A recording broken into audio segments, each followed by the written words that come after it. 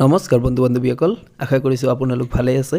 আগন্তুক DLED পৰীক্ষাৰ বাবে আমি আপোনালোকৰ কাৰণে লৈ আহিছোঁ এক অতি গুৰুত্বপূৰ্ণ গণিতৰ এটি বিষয় আৰু এই বিষয়টোৰ বিষয়ে আপোনালোকে অৱগত হ'ব লাগিব আৰু এই বিষয়টো ভালদৰে শিকি ল'লে আপোনালোকে পৰীক্ষাত 2 বা 3টা কুৱেশ্যন আৰামত সলভ কৰি থৈ আহিব পাৰিব। পিছে আশা কৰিছোঁ আপোনালোকে ভিডিঅ'টো চাই যাব আৰু এই ভিডিঅ'টোৰ টপিকটো পুৰা গমেই পাইছে যে আসলতে কোনটো টপিক আলোচনা কৰিব গৈ আছোঁ। আমি সিম্পলিফিকেশনৰ বিষয়ে আলোচনা কৰিব গৈ আছোঁ। প্ৰথমতে আপোনালোকে বেসিকৰ পৰা জানিব লাগিব আসলতে সিম্পলিফিকেশন সলভ কৰাৰ প্ৰথম নিয়মটো হৈছে এই বদমাছ পদ্ধতি। আপোনালোকে স্ক্ৰীনত দেখা পাইছে বদমাছ। এতিয়া এই বদমাছ যে লিখিছোঁ, এই বদমাছৰ B ফৰ ব্ৰেকেট বুজাইছে, O ফৰ অফ বুজাইছে, D ফৰ ডিভাইড বুজাইছে, M for multiplication, A for addition and S for subtraction। বুজি পাইছেনে? তাৰ মানে আমি যদি সৰল ভাষাত ক'বলৈ যাওঁ তেতিয়া B for bracket মানে কোনো এটা সিম্পলিফিকেশনৰ কোনো এটা অংকত যদি আমি ব্ৰেকেট দেখা পাওঁ তেতিয়া প্ৰথমতে আমাৰ ব্ৰেকেটখিনি সলভ কৰিব লাগিব। তাৰপিছত কৰবাত যদি অফ থাকে তেতিয়া অফটো সলভ কৰিব লাগে। তাৰপিছত ডিভাইড যদি থাকে তেতিয়া ডিভাইডখিনি সলভ কৰিব লাগে। তাৰপিছত মাল্টিপ্লিকেশ্যন অৰ্থাৎ যদি পূৰণ থাকে কৰবাত তেতিয়া পূৰণটো আগতে কৰিব লাগিব। তাৰপিছত এডিশ্যন কৰিব লাগিব অৰ্থাৎ যোগ কৰিব লাগিব আৰু আটাইতকৈ মানে একেবাৰে শেষৰ কামটো হৈছে আপোনাৰ মাইনাছ কৰা। এতিয়া এই প্লাছ আৰু মাইনাছৰ ভিতৰত আমি ডাইৰেক্ট আমি যদি কেতিয়াবা আমি এনেকৈ প্লাছ আৰু মাইনাছটো এনেকৈ কৰি দিব নোৱাৰোঁ। বুজিছেনে? ইয়াতে কিছু নিয়ম মানি চলিব লাগিব। আপোনালোকে ভালদৰে যদি চাই তেতিয়াহ'লে দেখা হ'ব এইকেইটা মানে আপুনি কোনো এটা কুৱেশ্যনত এই চিহ্নকেইটা চাই আসলতে অংকটো কৰিব লাগিব। এই চিহ্নকেইটাৰ ভিতৰত আপোনালোকে দেখা পাইছে কোনটো চিহ্ন আগতে মানে কাক বেছি প্ৰায়ৰিটি দিব লাগিব, সেইটো হৈছে কথা। এই চিৰিয়েলি গৈ থাকিব তেনেকুৱা। যদি ব্ৰেকেট থাকে তেতিয়া ব্ৰেকেটক আগতে সলভ কৰিব লাগিব, তাৰপিছত যদি অফ থাকে অফক কৰিব লাগিব। এতিয়া আমি অংকৰ ফালে গতি কৰোঁ। এটা একেবাৰে সৰল অংক, এইটো কৰিলে আপোনালোকে নিশ্চয় তাৰ কথাটো বুজি পাব। কুৱেশ্যনটো হৈছে যে যেনিবা মই আপোনালোকৰ কাৰণে লিখি দিলোঁ। কুৱেশ্যনটো হৈছে ব্ৰেকেট 3 + 5 × 2 + 3 এইটো সলভ কৰা। এতিয়া আপোনালোকে কিছুমানে হয়তো ভাবিব এইটো একেবাৰে ইজি কুৱেশ্যন হয়, বুজিছোঁ, কিন্তু আপোনালোকৰ মাজতে এনেকুৱা কিছু যিসকল আছে যিসকলে নেকি মেথছৰ বেছিক অৰ্থাৎ মেথছ বহুত ভয় পায় তেওঁলোকৰ কাৰণে কৈছোঁ যে একেবাৰে বেছিকৰ পৰা যেতিয়া আপুনি শিকি যাব তেতিয়া আপোনাৰ কোনো গণ্ডগোল নহয়। আপোনাৰ অংকটো কৰাৰ প্ৰতি যেতিয়া ইণ্টাৰেষ্ট আহিব তেতিয়া আপুনি সেই ভয়টো নোহোৱা কৰিব পাৰিব আৰু পৰীক্ষাত ভাল ফল লাভ কৰিব পাৰিব। এতিয়া চাওকচোন, এইটোত কৈছিলোঁ বদমাছ নিয়ম অনুযায়ী ইয়াতে চাওকচোন ইয়াতে কি কি বস্তু আছে। ইয়াতে আছে ব্ৰেকেট আছে, হয় নহয়? এইখিনিত আপুনি দেখা পাইছে ব্ৰেকেট। তাৰপিছত ইয়াতে এটা পূৰণ চিন আছে, তাৰপিছত ইয়াতে যোগ চিন আছে, আকৌ মাজত যোগ চিন আছে, হয় নহয়? এতিয়া এই বদমাছ নিয়ম অনুযায়ী কোনটো আগতে কৰিব লাগে? যদি ব্ৰেকেট তাৰপিছত অফ তাৰপিছত হৰণ, হয় নহয়? তাৰপিছত হৈছে পূৰণ। তাৰ মানে ইয়াতে আমি দেখা পালোঁ তাৰপিছত যোগ আছে, হয় নহয়? ইয়াতে থকা চিনবোৰৰ ভিতৰত আগতে আমাৰ কি কৰিব লাগিব? ব্ৰেকেটটো কৰিব লাগিব। অৰ্থাৎ ব্ৰেকেটৰ ভিতৰত যিখিনি আছে সেইখিনিক আগতে সলভ কৰিব লাগিব। এতিয়া আমি যদি চাওঁ ব্ৰেকেটৰ ভিতৰত কি আছে, ব্ৰেকেটৰ ভিতৰত আছে 3 + 5। এতিয়া আপুনি নৰ্মেল যোগ কৰি দিব, 3 আৰু 5 যোগ কৰিলে হ'ব 8, হয় নহয়? এতিয়া আপুনি ইচ্ছা কৰিলে ব্ৰেকেটটো উঠাই দিব পাৰে, ব্ৰেকেট ইয়াতে নিদিলেও চলিব। তাৰপিছত ইয়াতে পূৰণ 2 আছে, পূৰণ 2 লিখিলোঁ আৰু তাৰপিছত আছে যোগ 3 এইটো লিখি দিলোঁ, হয় নহয়? এতিয়া আপুনি চাওক এই পিছৰ লাইনত এতিয়া আপুনি যিটো কৰিব, এতিয়া কি আছে? ইয়াতে এটা পূৰণ চিন আছে, ইয়াতে যোগ চিন আছে। আপুনি যদি যোগ চিন আগতে কৰি দিয়ে অৰ্থাৎ 2 + 3 কৰি দিয়ে তেতিয়া কিন্তু অংকটো ভুল হ'ব। বুজি পাইছেনে? সেইকাৰণে আমাৰ বদমাছ নিয়ম অনুযায়ী কৰিব লাগিব। বদমাছ নিয়ম অনুযায়ী পূৰণ চিন আগতে আহে। দৰকাৰ হ'লে ভিডিঅ'টো আপুনি আকৌ চাই লওক। পূৰণ চিন আগতে আহে, তাৰপিছত যোগ চিন আহে।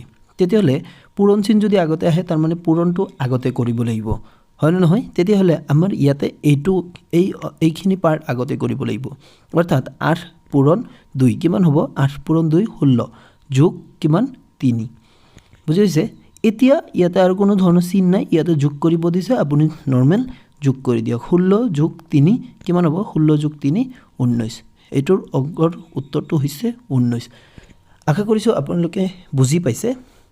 আমি তাৰ পিছৰ অংকটো কৰোঁ তেতিয়া আপুনি নিশ্চয় বুজি পাব বুলি আশা থাকিল 2 নম্বৰ প্ৰশ্নটো এতিয়া 2 নম্বৰ যেটো কোৱেশ্চন 2 নম্বৰ কোৱেশ্চনটো মই আপোনালোকৰ কাৰণে প্ৰথমতে সহজ কোৱেশ্চন কিনি আনিছো নেক্সট পাৰ্টত আমি আৰু অলপ টান লেভেলৰ কোৱেশ্চন কিনি সলভ কৰিবৰ কাৰণে চেষ্টা কৰিম তেতিয়া আপোনালোকৰ প্ৰেক্টিস হ'ব আৰু প্ৰেক্টিস কৰি থাকিলে আপুনি বস্তুখিনি ভালকৈ বুজি পাব বা শিকিব এতিয়া মই 2 নম্বৰ কোৱেশ্চনটো লিখিলো যে 4 * 2 + 2 * 4 এটো একেবাৰে সহজ কোৱেশ্চন ইয়াতে দেখা পাইছে ইয়াতে কোনো ধৰণৰ ব্ৰেকেট নাই ব্ৰেকেট নথকা সত্ত্বেও ইয়াতে কি চিন আছে চাওক ইয়াতে এটা পূৰণ চিন আছে তাৰ পিছত যোগ চিন আছে তাৰ পিছত পূৰণ চিন আছে হয় নহয় এটা বদমাছ নিয়ম অনুযায়ী আপুনি অলপ আগতে শিকিছে যে বদমাছ নিয়ম অনুযায়ী হয় নহয় বদমাছ নিয়ম অনুযায়ী পূৰণ চিন আগতে কৰিব লাগিব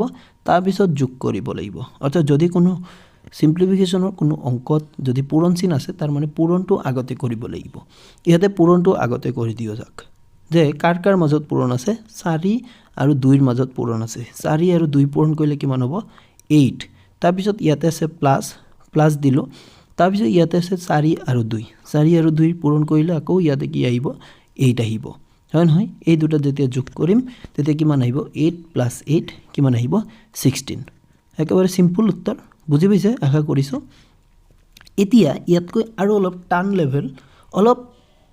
টান লেভেলত যাও অলপ বেছি নহয় এতিয়া তাৰ পিছৰটো কোৱেশ্চন 3 নম্বৰ এতিয়া 3 নম্বৰ প্ৰশ্নটো এনেকুৱা চাওক 3 নম্বৰ প্ৰশ্নটোত মই আপোনালোকৰ কাৰণে লিখিলো যে ব্ৰেকেট দিলো ব্ৰেকেটৰ ভিতৰত 4 / 2